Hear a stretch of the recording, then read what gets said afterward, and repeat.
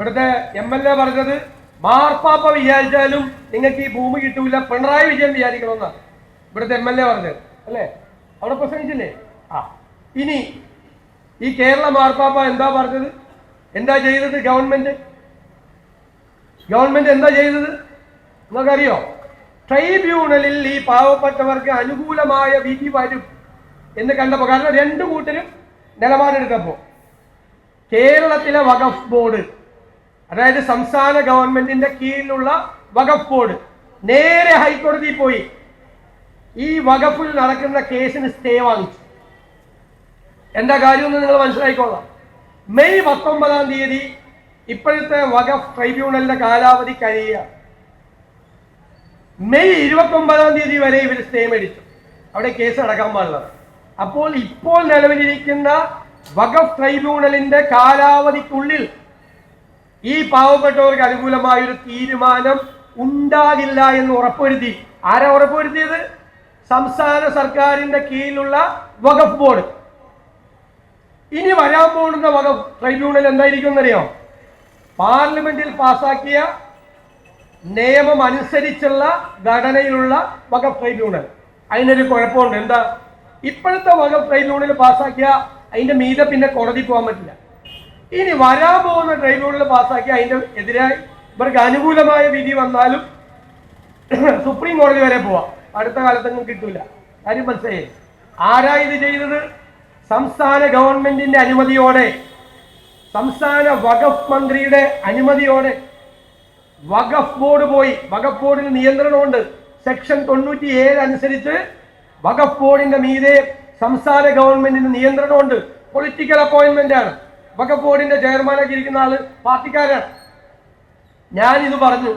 ഈ സ്റ്റേ വന്നപ്പോ തട്ടിപ്പാണ്, ഗവൺമെന്റ് അവരെ പിന്നിൽ നിന്ന് കുത്തിയെന്ന് പറഞ്ഞു. ഇനി എന്തെങ്കിലും സംശയം നിങ്ങൾക്ക് ഉണ്ടെങ്കിൽ എനിക്കെതിരായിട്ട് വഖഫ് ബോർഡിന്റെ ഒരു പ്രസ്താവന അത് വായിച്ചാൽ കൃത്യമായിട്ട് മനസ്സിലാവും. അതിൽ പറഞ്ഞിരിക്കുന്ന വാചകം നിരവധി കേസുകളുടെ വിധിപ്രകാരവും ഉള്ള രേഖകൾ പ്രകാരവും, നിലവിലുള്ള രേഖകൾ പ്രകാരവും ഇത് വഖഫ് ഭൂമി ആണെന്നിരിക്കെ ഇത് വഖഫ് അല്ല എന്ന് പ്രതിപക്ഷ നേതാവ് പറയുന്നത് ശരിയല്ല. ആരാ പറഞ്ഞിരിക്കുന്നത്? പിണറായി വിജയന്റെ സർക്കാരിന്റെ നേതൃത്വത്തിലുള്ള വഖഫ് ബോർഡ്. അപ്പൊ വഖഫ് ബോർഡിന്റെ നിലപാടെന്താ? ഇത് വഖഫ് ഭൂമി ആണെന്ന്. മനസ്സിലായിക്കോളാം. പാവപ്പെട്ടവര് അവിടെയുള്ളവർ കേട്ടോളണം. എന്റെ കയ്യിലുണ്ട്. നിങ്ങൾക്ക് സംശയം ഉണ്ടെങ്കിൽ വഖഫ് ബോർഡ് എനിക്കെതിരെ ഇറക്കിയിരിക്കുന്ന പ്രസ്താവന, അതിൽ പറഞ്ഞിരിക്കുന്നത് ഇത് വഖഫാണ് എന്നാണ്. അപ്പോ കൊടുത്ത സേട്ടിന്റെ കുടുംബം വഖഫ് അല്ല എന്ന് പറഞ്ഞു. ഇത് വാങ്ങിച്ച ഫറൂഖ് കോളേജ് മാനേജ്മെന്റ് വഖഫ് അല്ല എന്ന് പറഞ്ഞു. ട്രൈബ്യൂണൽ ആ നിലപാടിലേക്ക് പോകുന്നു. കേരളത്തിലെ പ്രതിപക്ഷം സ്ട്രോങ് ആയി പറഞ്ഞു ഇത് വഖഫ് അല്ല. അപ്പൊ ഗവൺമെന്റിന്റെ നിലപാട് അത് വഖഫാണെന്ന്. അത് വഖഫ് ബോർഡിനെ കൊണ്ട് പറയിപ്പിക്കുക. അതിന്റെ അർത്ഥം എന്താ? കേരളത്തിലെ പിണറായി സർക്കാർ അത് വഖഫാണ് എന്ന് പറഞ്ഞാൽ ഇവരെല്ലാം കയ്യേറ്റക്കാരായി. വഖഫാണെന്ന് പറഞ്ഞതിന്റെ അർത്ഥം അവിടെ താമസിക്കുന്നവർ കയ്യേറ്റക്കാരാണെന്ന്. കയ്യേറ്റക്കാർക്ക് പെർമനന്റ് ഡോക്യുമെന്റ് കൊടുക്കാൻ പറ്റുമോ? ടൈറ്റിൽ കൊടുക്കാൻ പറ്റുമോ? കൊടുക്കാൻ പറ്റുമോ? ഇതാണ് വഞ്ചന എന്ന് പറയുന്നത്. അപ്പൊ ഇവർക്ക് അനുകൂലമായ വിധി വരാൻ പോയപ്പോൾ ആ വിധിയെ അട്ടിമറിക്കാൻ ട്രൈബ്യൂണലിന്റെ നടപടിക്രമങ്ങളെ പോയി സ്റ്റേ ചെയ്തു. എന്നുവരെ? മെയ് 29 വരെ. മെയ് 19-ന് ഈ ട്രൈബ്യൂണലിന്റെ കാലാവധി അവസാനിക്കും. അപ്പൊ ഈ ട്രൈബ്യൂണലിൽ നിന്ന് മുനമ്പത്തെ പാവപ്പെട്ട ജനങ്ങൾക്ക് അനുകൂലമായ വിധി വരാനുള്ള എല്ലാ സാധ്യതകളെയും ഇവർ അട്ടിമറിച്ചു. രണ്ട് ഗവൺമെന്റ് കൂടി തന്ന പണിയാണ്. ഒരു കൂട്ടര് ഇപ്പൊ പാസ്സായി കളക്ടറെ കൊണ്ട് കൊടുത്ത കളക്ടർ അപ്പൊ ടാക്സറൊക്കെ എഴുതി തരുമെന്ന് പറഞ്ഞു. മറ്റവര് പിണറായി വിജയൻ മാർപ്പാപ്പ വിചാരിച്ചാൽ നടക്കാത്ത കാര്യം പിണറായി വിജയൻ ശരിയാക്കി തരുമെന്ന് പറഞ്ഞു. പിണറായി വിജയൻ ഇങ്ങനെയാണ് ശരിയാക്കി തന്നിട്ട്. ഇതിനേക്കാൾ നല്ല പണി ഇവർക്കിട്ട് കൊടുക്കാനില്ല. ഈ പാവപ്പെട്ടവർക്ക് പിന്നിൽ നിന്നാണ് കുത്തിയത്. പിന്നെ ഞങ്ങൾ പറഞ്ഞു 10 മിനിറ്റ് കൊണ്ട് ഇത് നടപടിക്രമം ശരിയാക്കണം.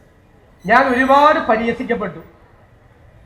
CPM-ന്റെ BJP-യുടെ എല്ലാം ട്രോളുകളിൽ ഇത്രയും വലിയ നിയമപ്രശ്നം 10 മിനിറ്റ് കൊണ്ട് പരിഹരിക്കാം എന്ന് പ്രതിപക്ഷ നേതാവ് പറയുന്നു.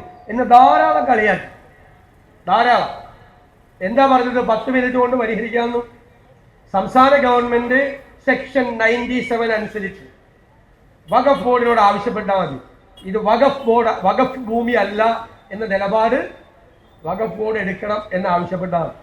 ആ ഓർഡർ അടിച്ചെടുക്കാനുള്ള നേരമാണ് ഞാൻ പറഞ്ഞ 10 മിനിറ്റ്. മനസ്സിലായോ? സംശയമുള്ളവർക്ക് പറയാം 10 മിനിറ്റ്. ഈ 10 മിനിറ്റ് അവിടെ നിൽക്കട്ടെ. എന്തിനാണെന്നറിയോ? ഐക്യ ജനാധിപത്യ മുന്നണി കേരളത്തിൽ 100-ലധികം സീറ്റിൽ നേടി അധികാരത്തിൽ വരും. ഞങ്ങൾ ചെയ്തു കൊടുക്കും. നിയമപരമായി. ഇനി ഭാവിയിൽ ഒരു കാലത്തും ഒരു നിയമപ്രശ്നം ഉണ്ടാകാത്ത തരത്തിൽ ഇവർക്കോ വരാനിരിക്കുന്ന അവരുടെ തലമുറകൾക്കോ ഒരു കുഴപ്പവും ഇല്ലാത്ത രീതിയിൽ പെർമനന്റ് ടൈറ്റിൽ അവിടെ താമസിക്കുന്ന ആളുകൾക്ക് UDF കൊടുക്കും. അതിനു മുമ്പ് ഇവർ ചെയ്യണമെന്നാണ് ഞങ്ങളുടെ ആഗ്രഹം. BJP-ക്കാർ പോയി. അപ്പൊ അവിടെ ആരെങ്കിലും ഉണ്ടോ ടോമി? ആരുമില്ലല്ലോ അവിടെ. എന്തായിരുന്നു ബഹളം? എന്തായിരുന്നു ഹൈബിയുടെ കോലം കത്തിക്കല്? പ്രതിപക്ഷ നേതാവിന്റെ വിമർശനം. കോൺഗ്രസ് ആണ് ഇത് മുഴുവൻ ഉണ്ടാക്കിയെന്ന് പറയുക. 95-ല് പാർലമെന്റിൽ പാസ്സാക്കിയ നിയമമാണ് ഇതിന്റെ എല്ലാം കാരണമെന്ന് പറയാം. ഞാൻ ആ 95-ലെ പാർലമെന്റിലെ രേഖ എടുത്തു. അപ്പൊ അദ്വാനിയും വാജ്പേയിയും ആ നിയമത്തിന് അനുകൂലമായി വോട്ട് ചെയ്തിട്ടുണ്ട് പാർലമെന്റിൽ.